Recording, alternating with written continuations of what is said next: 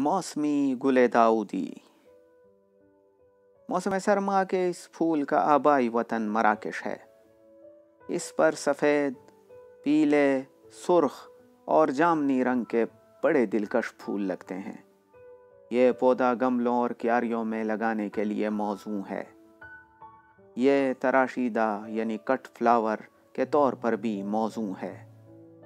यह ऐसे मौसम में साल में 2 मरतबा उगाया जा सकता है जहां बारिश कम होती है और दर्ज हरारत 35 डिग्री सेंटीग्रेड से ऊपर हो जाता है। इसकी अफजाइश नस्ल बीज से होती है। 1 ग्राम बीज में तकरीबन 800 से 1000 तक बीज होते हैं। बीज बोने के 20 दिन बाद पौधे मुंतकिल किए जा सकते हैं और 80 से 90 दिन बाद पौधे पर फूल आ जाते हैं।